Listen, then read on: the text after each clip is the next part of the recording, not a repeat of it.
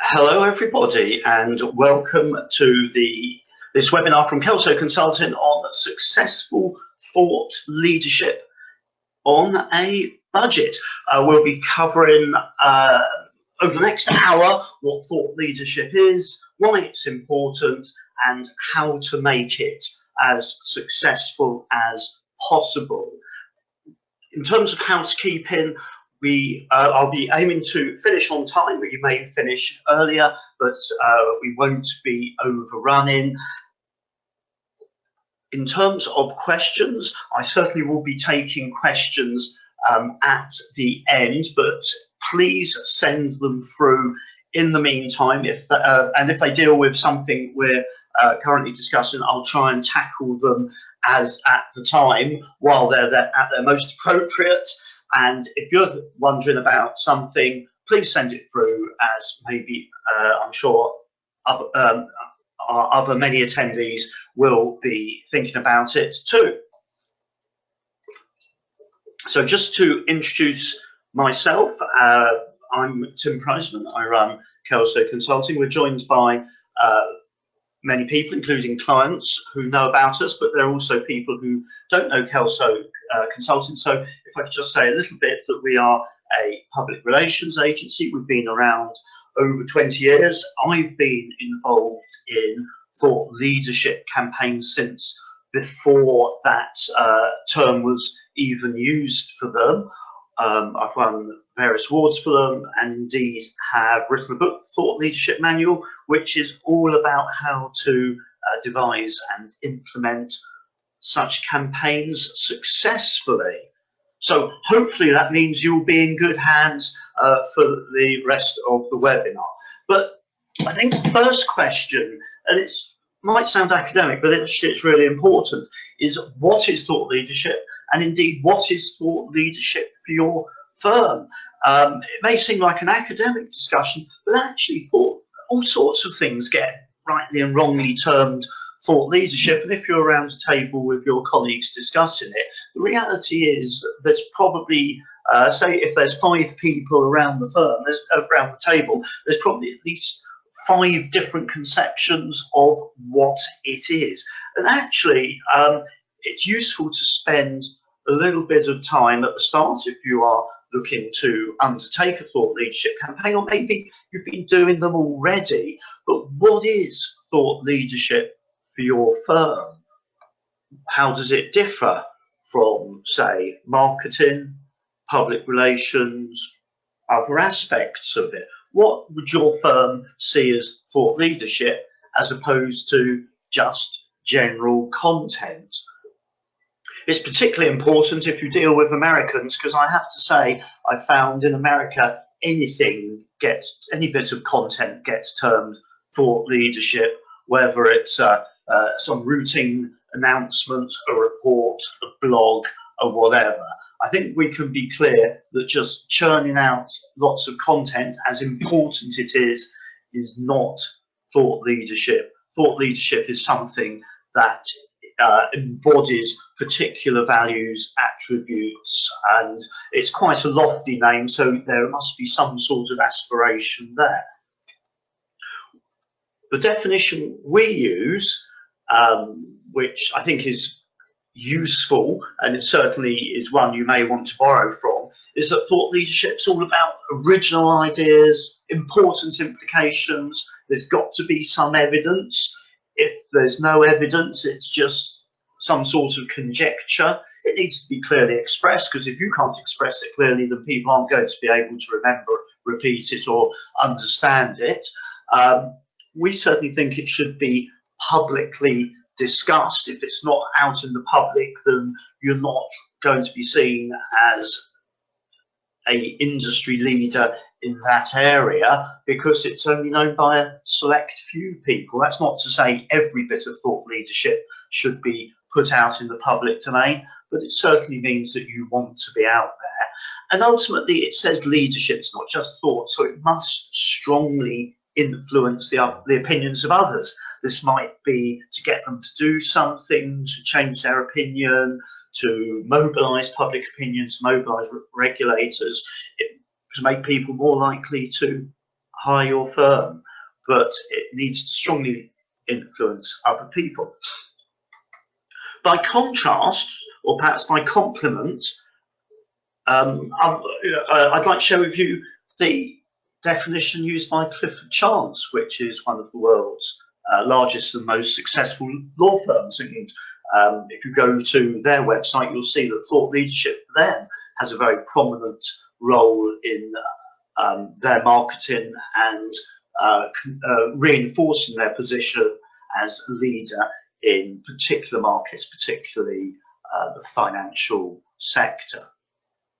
For them, and this definition goes out on calendars, it came up with their thought leadership board, which makes sure that what the firm is producing is of sufficient caliber.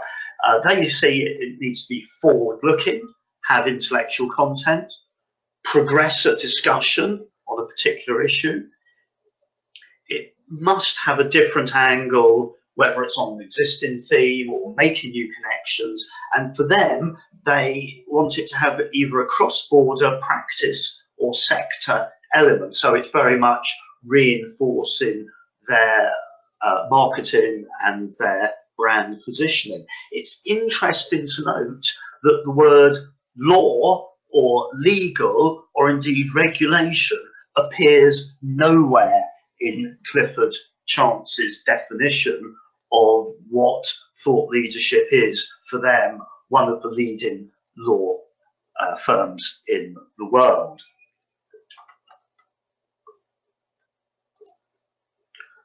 So we talked about what thought leadership might be for your firm, what it is for other firms.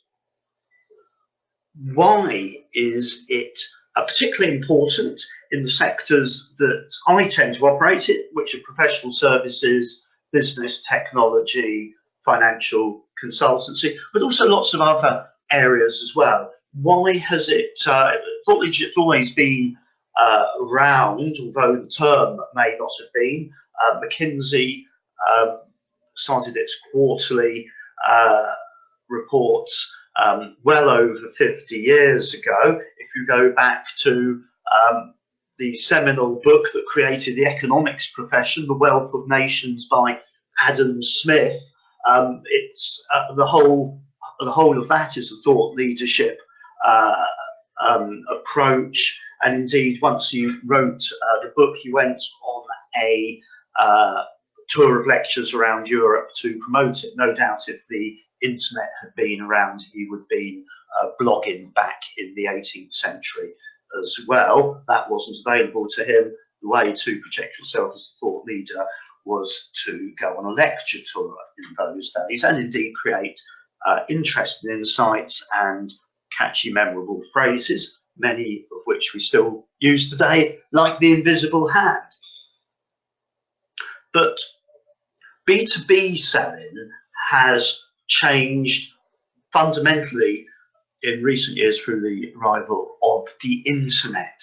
If you imagine what it was back just 15, 20 years ago, when at least some of the people on this webinar started their career, the buyer actually didn't have very many information sources. They relied on specialists. They relied on the salesperson. The salesperson might be a specialist seller. The salesperson might be a partner in a professional services firm. But ultimately, they knew their market better than the buyer. They had control of a lot of information. The seller would approach potential buyers.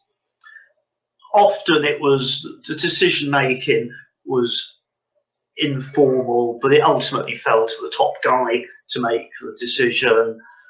They were typically not expert buyers, certainly in areas like professional services, procuring, consultancy, law, accountancy, support. And the fundamental way to tell the wheat from chaff was to get a recommendation from someone you had a strong relationship with. It might be your banker, it might be your accountant, it might be your lawyer, it might be another business owner you knew well. But ultimately, it might be bloke down the golf club, but ultimately prior relationships and recommendations were very, very important. But if we fast forward to 2018, the whole thing has changed very much. The buyer now has huge amounts of information, sources of potential suppliers, their services available on the internet. It's not just on consumer goods, it's all sorts of information available on websites. In certain areas, such as the law, you have easy access to Chambers and Legal 500 directories that give huge amounts of in-depth information, and certainly you can find out a lot about every firm through what's on their website. Buying decisions are now much more collegiate. There's more likely to be some sort of process, whether it's structured or unstructured, where the buyer approaches lots of sellers and asks them to get on a bit of a list. It's much less about the cold calling from the salesperson, although I'm not saying that doesn't happen. We've got informed buyers. They're much more used to buying intangible services. Larger firms, we have professional procurement in these areas. And while a relationship is and endorsement is key, it could well be much more likely to be online references, case study references, and the whole purpose for the seller is to establish a relationship with the buyer rather than rely on a way in through someone they know, as important as that is. So why is all of this really important for thought leadership? Well, what it means is that nowadays, so much more of the decision is made by the buyer before they have any contact with you in many, if not most, or indeed all circumstances. HubSpot, which is a big content marketing system, they say 70% of the decision is made before speaking to a salesperson. That salesperson could be a sales professional, it could be a partner, a consultant, but ultimately the buyer is a long way down this buying journey nowadays before they have any contact with you. Indeed, they may well have ruled you out quite a way along it before you even know that they are in buying mode, and ultimately they've made a large part of the journey before you have any contact with them, any chance to engage with them in a sales discussion. But if you look, for instance, at maybe your own website, but certainly many business-to-business websites, all the material and all the marketing activity is largely focused at the end of the buyer journey. Well, this is all great for when they get in contact with you, but it actually means that you're having very little or maybe no influence on the much earlier stages when they are more in awareness and research mode rather than going through the final stages of perhaps comparing a short list of 3 or 5 firms. And indeed, as many of us know, if you get in early, you can often circumvent the whole final pitch process through whether simply making them so keen on you that they point you automatically, or by going into it being the one with the inside track where it's up to you to, it's yours unless you do the final bit catastrophically badly. So how do you overcome the catch-22, which is the senior sales problem, which is people in senior positions do not like sales discussions except when they go into buying mode. But when they are in buying mode, they've already largely made their mind up who they're going to use. How do you break into this early when they rebut selling approaches? Well, and this is where we get back to thought leadership.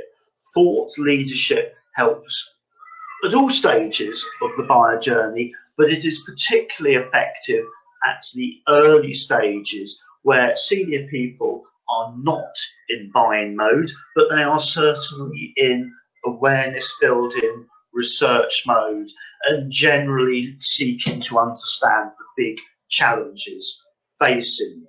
So successful thought leadership enables you to enter the buying cycle much earlier. It allows you to have strategic discussions. It allows you to guide the buyer. It also has other benefits, such as it makes you easier to find. It makes you easier to recommend.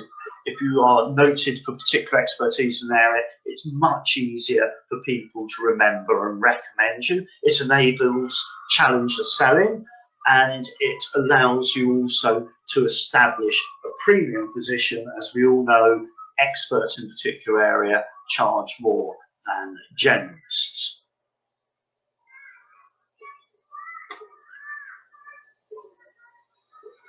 Thought leadership is now of such importance to a wide range of professional technology, consultancy and other firms that we have thought leadership research into thought leadership. And some of the findings from research that's been done by a range of organisations, whether big global PR agencies like Edelman, academics, all sorts of people, shows that these things are, the impact of thought leadership is verifiable, whether it is through C-suite executives saying that they put suppliers on directly as a result of reading their thought leadership, that they use it to vet organisations to make sure they understand the calibre of their thinking, that it grabs their attention, and around half have said good thought leadership has led to them directly rewarding business to a company. In fact, recent research into specifically the consultancy sector by one of the professors at the Exeter Business School found that through studying consultancies, they were only 3 ways they were able to prove that could change the reputation of a consultancy. That's not to say other ways couldn't, but they weren't able to prove it. The 3 ways were, first of all, changing partner behaviour, and we all know how difficult that is. The second one was through thought leadership, demonstrating the change within the firm and positioning it as experts in the areas they wanted to change reputation. And the third area was case studies where there was a clear value proposition. That final one, which I think is very important, did come with a health warning that if you could come across as over needy in them if they were done the wrong way. But one of the 3 ways to change, proven ways to change consultant reputations, is thought leadership. Many of the people on this call will be in marketing, so it's particularly important to emphasise that memorable marketing needs having something interesting to say. We've all been involved in those initiatives where people think that if put any old words down, but as long as it looks good, nice design, it's going to work. I'm not sure whether that was ever been the case that design was so impactful that content light was a good one, but I think nowadays with more sophisticated buyers, we all know that great design really important, but it needs great content, great thought to go along with it. So we've thought a little bit about what thought leadership is. We've thought about why it's so important for many businesses if they're going to stand out, engage, change the opinion of themselves, or indeed just open the door to hard to reach senior executives and business owners. So it's time to look at how do we go about getting a successful outcome.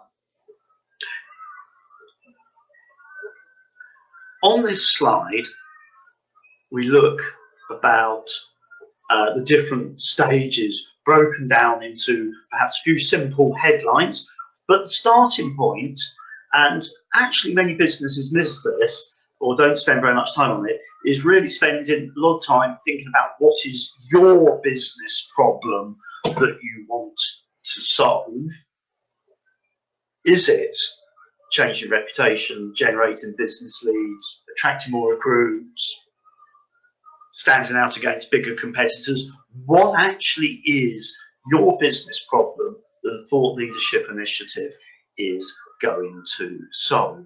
And this actually needs a lot of rigor about it, because thought leadership campaigns can involve a lot of activity, a lot of resources. Ultimately, when push comes to shove, there needs to be a really good reason for doing it, rather than it's a bit of fun and one of our competitors is doing it, so we should do it as well. So you really need to be clear what is the strategic business problem you are looking to solve. Then we move on to some tangible objectives, being clear about the resources available, both time, intellect, money, these sorts of things. And the next stage is particularly critical, which is the planning stage. I've often come across businesses where they do the thought leadership because that's all fun, you know, have some brainstorm, do some research, discuss it, write it, get designers in, it's all great fun. Thought leadership report arrives and they think, great, what are we going to do with it? And not surprisingly, they don't do very much with it, not least because it's taken them a lot of effort to get to this stage and they need to get back to doing some chargeable hours or on to the next initiative. The key to having a successful outcome is to make sure that you know who is going to do what with it, not just at the launch, not just for the 2 weeks following on it, but if it's an important initiative, maybe over the next 6 months. Some initiatives are much more timeless, have some sort of, you know, you may be reusing this content for 18 months. What, you know, who is going to do what do you need, how's it going to happen, who's going to do it? Once you know what you are looking to achieve, what you're looking to do, it's all about, then you can get on to the fun stuff of creating the ideas, the insights, and implementing the campaign. But I hasten to add one of the fundamental importance of doing your planning at the start before you do the thought leadership, rather than wait and see what it says and do it afterwards. So we've got thought leadership planned. Next thing is get some good topics. Well, for some firms this may be more straightforward. If you're a law firm, perhaps a consultancy or accountancy firm, and there's a big regulatory events coming up that you want to be seen as the expert in, well, these clearly shout out. Maybe there are particular trends you are noticing that are having a big effect and you want to position yourself. But perhaps the topics, there isn't such an obvious topic. How do you start going about it? Well, good sources for you to look through are, first of all, things like common problems you encounter. If we were an advertising agency about to spend £1 million of your money on some television advertising, we would have focus groups to discuss some of the ideas, get insights. Well, professional firms rarely have that budget, although I have seen it done, but much better than focus group. In fact, you can have a focus group and it costs very little, is by getting some clients and contacts round the dinner table and just having a discussion. You don't have to say to them, we're going to launch a thought leadership initiative, don't know what to do it in, can you come in and give us some ideas? All you need to do is say, we're going to have a discussion around important trends in the XX sector. Come on in. You may have a speaker, you may not. You need to have someone there who's reasonably comfortable facilitating it. A lot of professional firms don't like this. They don't like the idea of having clients around the table talking about a subject that they themselves are not the absolute expert in. I can honestly say this is an eccentric worry, because if you were to invite them in and talk, say you're an accountancy firm, and talk to them about impact of accounting standards, well, yes, they are going to be expecting you to be an expert as you are their auditor. But most thought leadership initiatives are not on highly technical, esoteric or professional issues. They're on much broader issues where realistically your clients don't expect you to be the expert. They expect you to show an interest, having a discussion with them, your turn, your chance to get them talking, listen, learn. Brainstorms are, when done properly, a hugely useful source of ideas, and indeed probably going to be the starting point for many firms. What I would say, though, is my experience with brainstorms is that firms left to their own devices don't have very successful ones. First of all, there's the problem with groupthink, which is they've all been in the same firm, they've all got the same outlook. Quite frankly, they've all got the same blinkers on, so it's very hard for them to raise themselves to the more strategic level rather than get into nitty-gritty discussions of how we're going to promote X, Y, or Z service.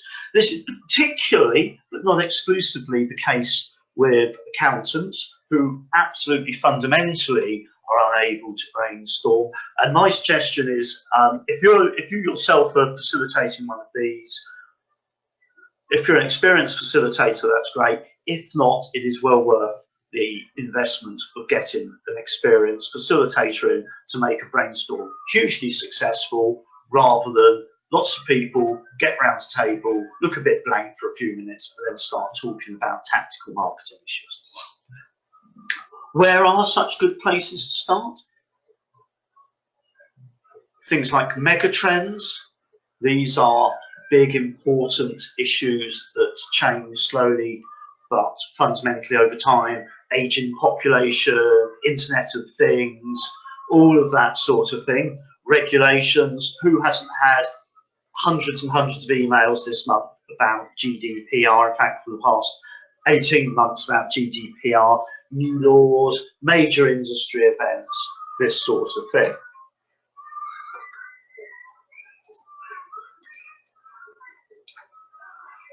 An approach we often take, which works well, is to look, first of all, brainstorm megatrends, then industry-specific issues and things that are topical. The ideal position typically is where for thought leadership, is where these intersect. In fact, the perfect one is something in the middle where it's a mega trend, which means It's going to have longevity. There are topical things, so you can do something now and at other points, and it's highly relevant to whether it's the industry you're targeting or whatever your segment is that you're targeting. So, to give more an example of what we mean by mega trends, this is one we used where we're looking at the impact of technology. As you can see up on the left are things that actually are pretty established recent trends: e-commerce, mobile, renewable energy, big data and analytics. We've got the green ones, which are new but established: 3D printing, nanotech, robotics, smart drugs, all of these sorts of things. And then what are the challenges that these are creating?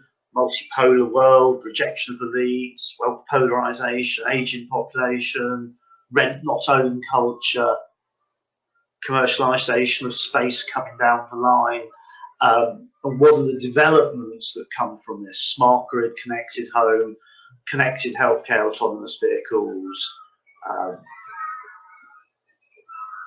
in the future, but hopefully not far future, cures for cancer and dementia. Well, you might say, well, what on earth does this have to do with me as an accountant, lawyer, management consultant? Well, if you look at these sorts of things, you can see that some of these are already having a huge impact on your clients. They all have commercial, regulatory, financial implications for them. These sorts of things can prove, if you gain ownership as an expert of these, can prove hugely powerful for positioning, although at the same time you need the other elements to give it topicality and urgency.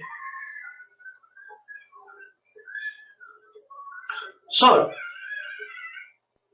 you've done your brainstorm with your team. You may be going for GDPR. You may be going for the impact of the Internet of Things. You may be going for what does the X, Y, and Z mean for your target sector.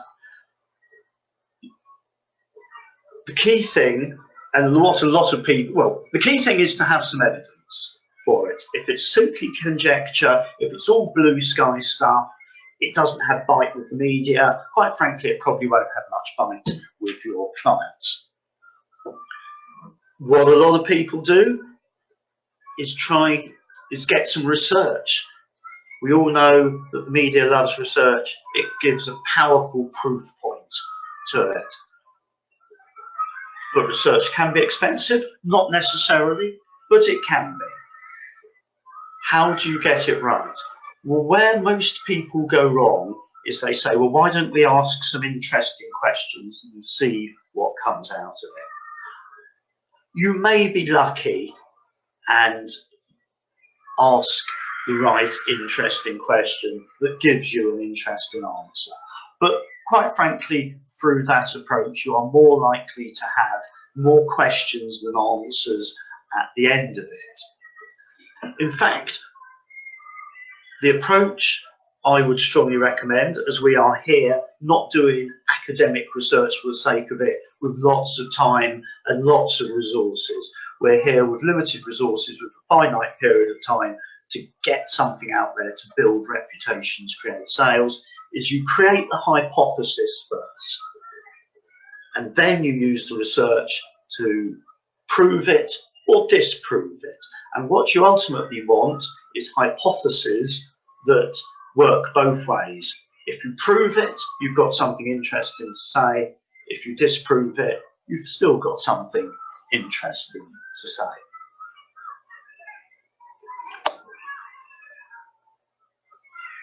The next thing you want to be doing is quantifying and illustrating the problem. Certainly, a really good way of doing this is analysis of data. This could be analysis of your own data. It could be analysis of the wide amount of publicly available data. It could be through surveys, whether do it yourself and online, or through research agencies. But ultimately, you want quotable quotes and proof points. If you're an accountant or a management consultant, pretty good with numbers, you can start running case studies, worked examples of case studies. So there's all sorts of ways, but ultimately you need to quantify, why is this a problem, how many people are affected, what's the likely impact going to be.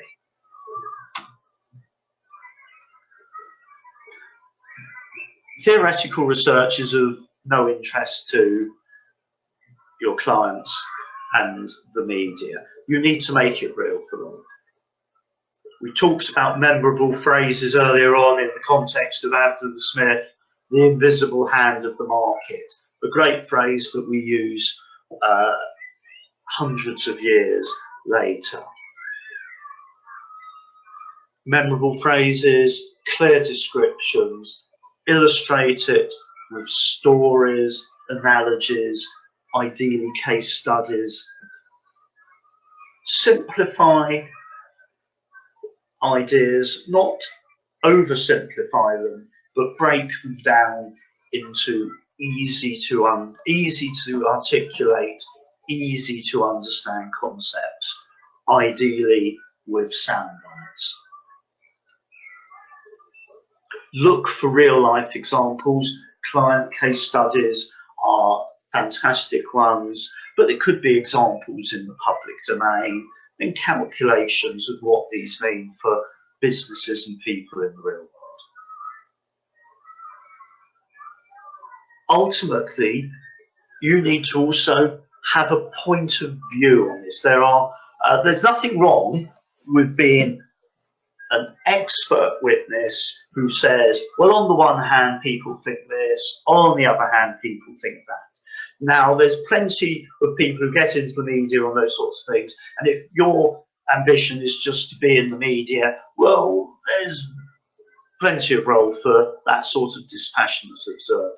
But ultimately, if you want to be a leader, you need to have a point of view on the subject. You need to be able to say, this is important, this is not important, this is right, this is wrong, this is likely, this is unlikely.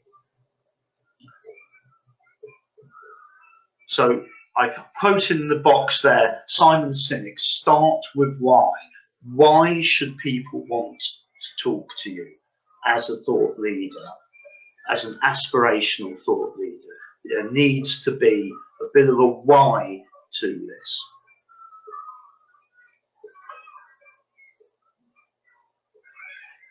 Another tactic which works very well, so we've talked about the importance of research. Another tactic is to start the campaign.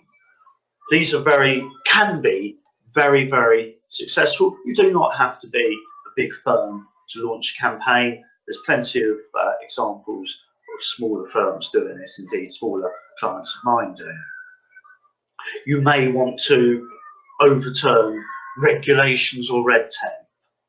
Maybe there's an onerous tax, an onerous small print, bad practice, new standards required. Maybe if you're a firm in a particular area, there's an important regional matter. Law firms, smaller law firms are very good at this by going campaigning about injustices in the law and laws that need change. One of my clients, they very successfully did a campaign. Their sector was the retail sector. They weren't a big consultancy in it. There were some important issues around the intercharge charges that happen when you pay with Visa or plastic, and there's all sorts of complexities in the background that ultimately mean retailers were losing a lot of money in a very untransparent way. They organised a lobby of Parliament by going to the various retailers. You might think, well, the retailers get together and do this anyway? Well, they hadn't. In fact, when I went to the event, they said they thought it was a great initiative and they'd never have thought to do it themselves. Maybe surprising, but nonetheless, they had all the big supermarkets and chains at an event in the House of Parliament, lobbying for industry change that they organise themselves. Think about the positioning for them as a leader, as an expert in their market that comes from that. We've talked about things that work, how to make them work, best practices for maximising your chances of success. I think it's worth saying a few things about things that don't work so well. First of all, really blue sky thinking. A lot of people think thought leadership is some huge theoretical thing where we should be talking about robotic implants in people in the future. Well, I'm not saying don't do it, but that sort of blue sky futurology, it doesn't work with the media. I'm not convinced it particularly works with clients who are hard pressed dealing with day-to-day and emerging problems rather than what's coming down the track in 25 years' time. Certainly, I would suggest if you're going to start somewhere, start something that's on their radar as something that's keeping them awake at night or will be keeping them awake at night in the real future. The next thing, that I'm not saying you shouldn't have lots of data, but simply dumping lots of data is not going to work. You need to interpret it. You need to have the insights. A good example perhaps of this is we see lots of firms launching SME business confidence indices. They see that the British Chamber and CBI and one or two others have successful confidence indices, so they think, oh well, let's do our own because they work well. Well, the reality is they do work well for those because they have large samples that have been going for many years. That doesn't mean it's very easy to cut in on their action. Specialist confidence indices in particular markets may well work, but a lot of accountants or whatever launch these things, but actually it's too crowded a market. So think beyond doing that sort of thing. Any research that has a small sample of a big universe is always going to struggle, so you need to have chunky samples. The chunky sample may not be that big, so for instance if it was an issue affecting FTSE companies, well maybe 15 might be a big enough sample maybe for a particular issue, but 100 if you're talking about the number of SMEs in the country is actually a very small sample. In markets that are very concentrated though, you may get away with a small sample. When I was confronted with small samples with some of my clients, luckily they would have big participants, so while it wasn't very many insurance companies, they've got a couple of the big ones, so I could say research covering 80% of the market. In fact, it was only a handful of firms, but it's at least got the ones that mattered in it. But the key thing, as I mentioned earlier, is not being generic or bland. If you want to only be completely safe and not say anything that anyone might disagree with, then you're not really a thought leader. Maybe there's lots of things you can do, but you're not a thought leader. That's not to say you want to go around saying things that upset all your clients. I certainly wouldn't advise that, but you certainly want to be making things that makes your clients think and challenges some aspects of conventional wisdom.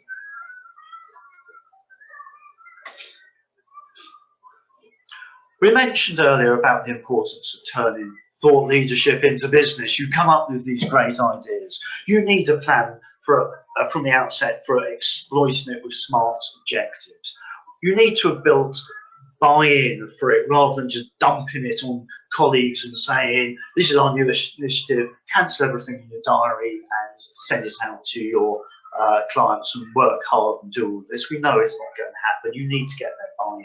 You really need to help them, help people make the most of it. You need to be in a position to exploit it rapidly. I said about plenty of examples where people have spent the thought leadership report arrives. There's no time in the diary. Everyone's busy. It doesn't happen. 6 weeks later, it's very hard to breathe life back into the initiative. But keep it going over not just days, weeks. How are you going to exploit this over months? And ultimately have thought leadership and insights that somehow link back to your services and what you are able to deliver. That doesn't mean that it should be completely self-serving. We see this trend, only people who use our wonderful services will survive it. That's pretty transparent and won't work. But ultimately, if you're going to be going into a prospect and having a discussion about a particular subject, and they turn to you and say, that sounds really important, how can you help us?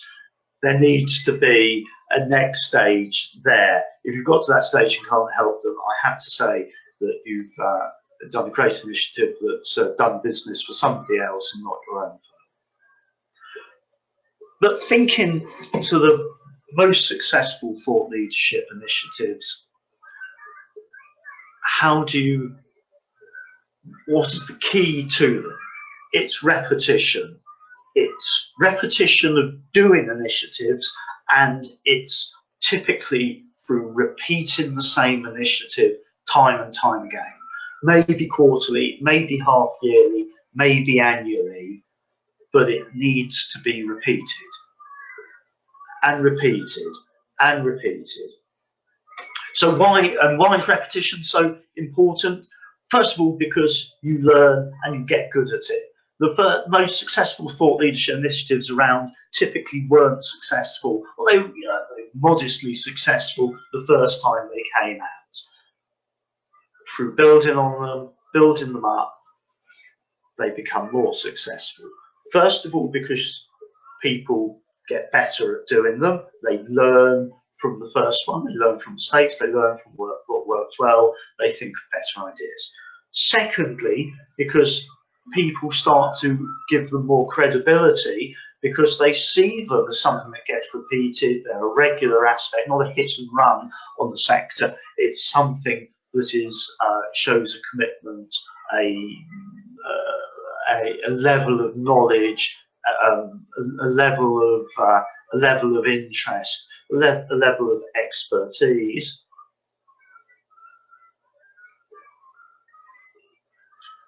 So they have the credibility, they have the ability to be improved iteratively, and thirdly, once you start to do them regularly, quite frankly, they become much more automated and process driven, so it allows much more of it to be delegated down, freeing up the senior time that usually but not always, gets heavily involved in mobilising.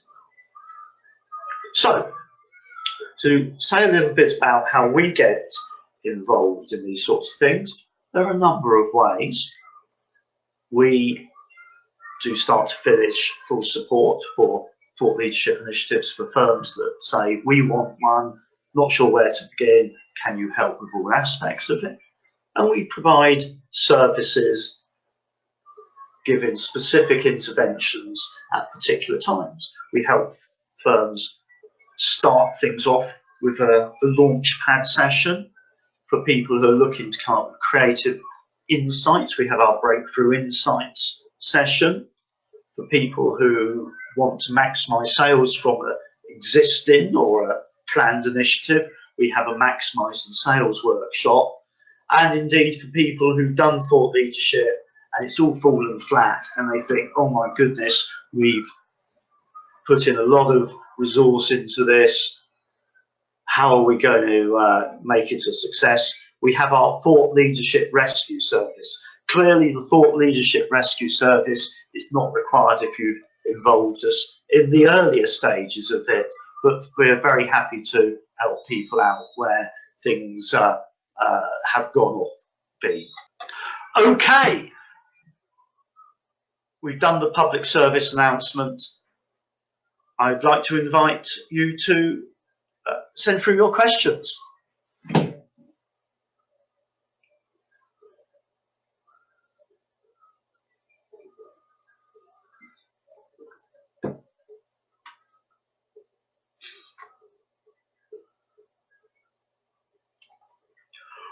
Right, the first question is, how long does it take to be a thought leader?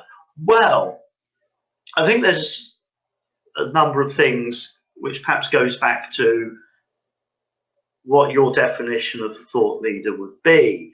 So, if you might say Richard Branson is a thought leader, and indeed he is, if you look at his blog, the amount of people. If Richard Branson said, I was very successful because I wore red underwear on his blog, sales of red underwear would rocket. So, clearly, it takes a fair period of time and a number of other really supporting factors like being a successful billionaire that build up that sort of reputation. But other people have done it in different ways, so it is possible. However, I would suggest that for most of us, that's a slightly unrealistic ambition. What is a thought leader? Well, maybe a thought leader is someone who's recognised in a particular industry as being a notable expert in a particular area. Well, those sorts of things can be built up certainly within months if you are if the campaign is particularly successful or very high intensity, and certainly within a reasonable period of time.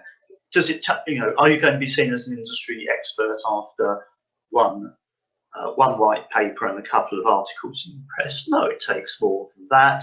But at the same time, if you've got the right material, the promotions in the right way at the right time, it can happen it certainly can happen in months. Whether that's realistic in all circumstances is a different matter. I hope that answers your question, Kevin.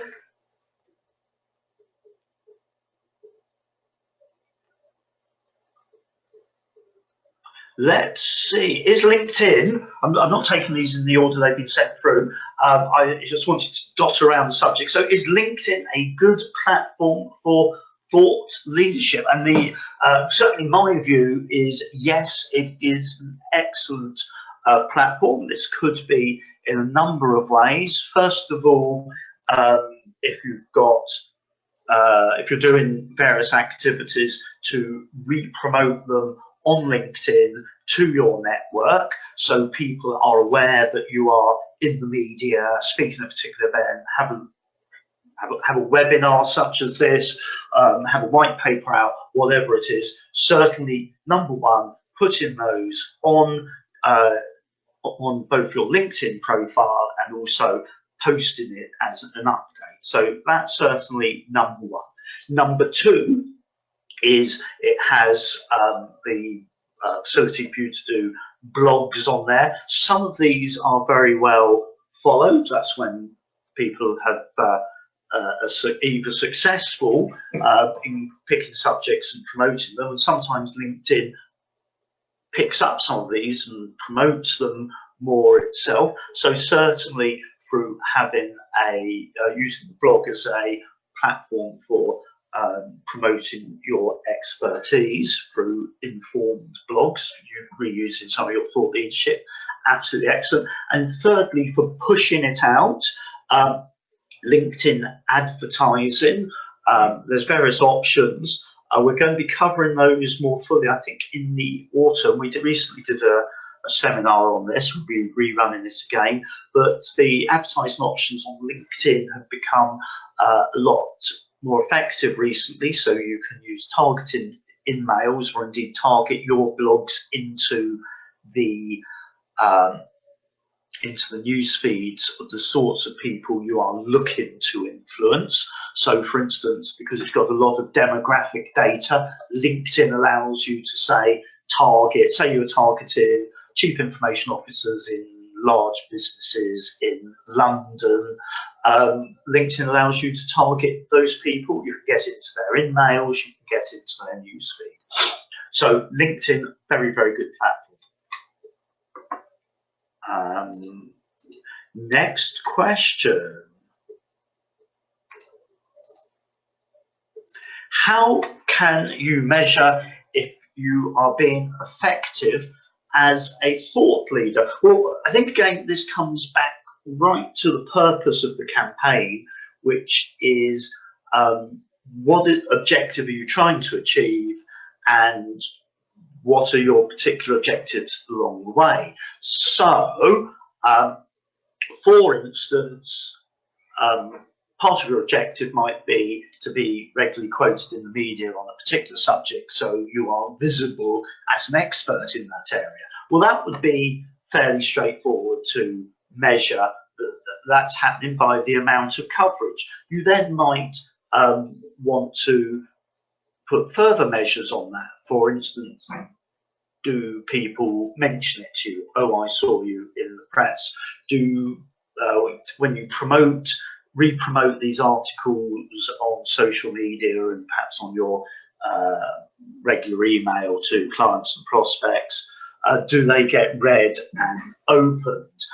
Perhaps a bit further down the line, are you getting leads from people who, quite frankly, you've never heard of, and you can't really work out what the connection is? That is a pretty good measure that these sorts of things are starting to have an impact when you start getting many more leads outside of your normal contact base. So again, I'll give an example of one of my clients where we know that it's starting to have an effect. They'd been in the national newspapers before, but there was a particular article in the Times Higher Education profiling one of my clients couple of weeks, well, 6 weeks ago. The Times read the article and thought, oh, that's interesting, and they ran a quarter-page story based on the lifting the idea, but then doing a subsequent interview with the person who featured in the Times Higher Education. So clearly we're all pretty pleased about that. That article had over 100 comments in the online section, where people start ranting and raving. So a lot of people read it, started a debate. Okay, well, that's great. I was then contacted by the New Statesman, who said, really interesting, we'd like you to do a 1,000-word article for supplement we've got coming up. It's clearly editorial, not advertorial. So we're now going to be in the New Statesman, which, as you'll know, that's a pretty high impact publication, particularly for targeting public sector area, pretty credible heavyweight publication. So we rather felt that had moved us up some gears. And similarly, we got an approach from an inquiry, not an aggressive inquiry. This is to do with from the Skills Commission. It's been run by a professor and 2 MPs, and they said, we're doing a hearing in Parliament next week. Would you like to come in and tell us about your organisation, the work it's doing in this area? So to us, suddenly, there have been some successes along the way, but suddenly within 1 week we'd got the New Statesman an invitation to give evidence in Parliament. So we, on top of the coverage I mentioned, so we all rather feel that the campaign has suddenly reached the tipping point and we've moved up. If I can mix my metaphor, several gears, but we're certainly playing at a much higher and credible level. So, how do you measure the effectiveness? Goes back to your objectives, but are these things measurable? Some of them are things you can quantify, other things are perhaps you look at them and think, wow, that's a big difference, but yes, it is. Could I give an example? This is from Elena. Could I put forward an example of how this could be applied to a legal consultancy so as to obtain more leads? Well, I'm pleased to say I've not been involved in the huge bun fight about GDPR PR, but I've certainly been watching what firms have been doing, and certainly at a small level, as one example, because we're here to talk about thought leadership initiatives that can be done by very small firms, sole practitioners, large firms, all on limited budgets, and everything I've talked about has been done, can be done on limited or indeed zero budgets. In my locality, there is a sole practitioner lawyer. She wants to help small businesses with GDPR. What has she been doing? She's been putting out white papers on giving advice on it. She's teamed up with a local business organisation to provide a GDPR preparation webinar, what you need to know for its members. Generally, she has positioned herself, she's a commercial lawyer, covers a broad area of things that are relevant to businesses, but she's specifically positioned herself as local expert for small businesses on GDPR. So that is a small example, because clearly that is generating leads for her, because everyone knows her. If anyone says, well, GDPR, what should I be doing about it? They mention her, and of course they're being signed up to her event so that she can follow up and market to them. You can imagine exactly the same is being done by large law firms, regional law firms, small law firms, but not just on GDPR, on all sorts of issues. To take another example of one of a law firm we worked with, they wanted to be seen as experts on discrimination issues. We put forward, we undertook some thought leadership research with them. It was done on a relatively low budget. We used what's called omnibus surveys, which means you pay per question, and those can be £200, £300, £400 each, and so you can get some good insights for modest budget, as opposed if you commission research where you could easily spend 10, 15, 20,000 pounds. Wrote it up in a report, got lots of press coverage, nationals, HR press, business press. They used it with their clients, and they were invited to talk about it at a conference organised by Bupa, where they were on the top table with a cabinet minister. So again, these sorts of things can be done successfully by law firms, and indeed lots of law firms spend lots of money on it. Other law firms don't, but by all sorts of other organisations. I hope that answers your question, Elena. Right, we are, well, I've got so into the subject that I've overrun and broken my promise. Obviously, I must be a politician in the making. So just to wrap up, thank you. If you've got other questions, please email them through to me. Thank you very much for joining us, and may I wish you a enjoyable rest of the day and happy weekend. I hope to see you at one of our events again in the very near future.